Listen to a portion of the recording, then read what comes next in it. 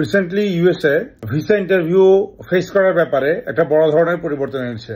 নতুন নিয়ম অনুযায়ী বিশ্বের যে কোনো দেশের নাগরিকদের ভিসার ইন্টারভিউর জন্য আবেদন করতে হবে নিজেদের দেশ থেকে। ভিসার দীর্ঘ লাইন এড়াতে অন্য কোনো দেশে গিয়ে দ্রুত অ্যাপয়েন্টমেন্ট নেওয়ার একটা যে সুযোগটা ছিল এটা আর থাকছে না। এই নিয়মটি তারা সারা বিশ্ব জুড়েই কার্যকর করেছে। মার্কিন পররাষ্ট্র দপ্তরের এক বিবৃতিতে বলা হয়েছে, এখন থেকে নন ইমিগ্রেন্ট ভিসা আবেদনকারীদের নিজ দেশ বা বাসস্থানের মার্কিন দূতাবাস বা কনসুলেটেই সাক্ষাৎকারের জন্য অ্যাপয়েন্টমেন্ট নিতে হবে। নতুন নিয়মে কাদের সবচেয়ে বেশি অসুবিধা হবে তারাই আবার বলছে, ভারতীয় নাগরিকদের অনেক দীর্ঘ সময় অপেক্ষা এড়াতে মার্কিন ভিসার জন্য তারা সিঙ্গাপুর, থাইল্যান্ড বা জার্মানির মতো দেশ থেকেও অনেক সময় আবেদন করতেন। কিন্তু এখন থেকে B1 বা B2 ভিসার জন্য অন্য দেশে গিয়ে আর আবেদন করা যাবে না। তবে আফগানিস্তান, কিউবা বা ইরানের মতো যেসব দেশে মার্কিন দূতাবাস নিয়মিত ভিসা সেবা প্রদান করতে পারে না, তারা অবশ্য অন্য পার্শ্ববর্তী দেশে বা নিকটবর্তী দেশে গিয়ে ভিসা ইন্টারভিউ ফেস করতে পারবে।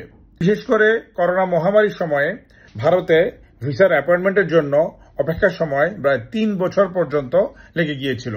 তখন অনেকেই ভিসা ইন্টারভিউ দেওয়ার জন্য জার্মানি, থাইল্যান্ড বা অন্যান্য দেশে গিয়ে, এমনকি বাংলাদেশ থেকেও অনেকে সিঙ্গাপুর বা থাইল্যান্ডে গিয়ে ভিসা ইন্টারভিউ দিয়েছে। এখন যদি আমি বাংলাদেশি হই এবং আমার যদি অন্য কোনো দেশে পিআর বা ওয়ার্ক পারমিট না থাকে বা আমি স্টাডি পারমিট না থাকে, তাহলে আমাকে এই বাংলাদেশের ঢাকা অফিস থেকেই আমাকে ইন্টারভিউ ফেস করতে হবে। কিন্তু যদি এরকম হয় আপনার অস্ট্রেলিয়ার পিআর আছে বা কানাডার পিআর আছে, তাহলে আপনারা যে স্টেটে থাকবেন সেই স্টেটে বা নিকটবর্তী স্টেটে আমেরিকার কনসুলেটে বা এম্বাসিতে গিয়ে আপনারা ভিসার ইন্টারভিউটা দিতে পারবেন। নতুন এই নিয়মের জন্য HLFMJEO এই বিভিন্ন ক্যাটাগরি ভিসার জন্য আবেদনকারীদের এখন দূতাবাসেই ইন্টারভিউ ফেস করতে হবে।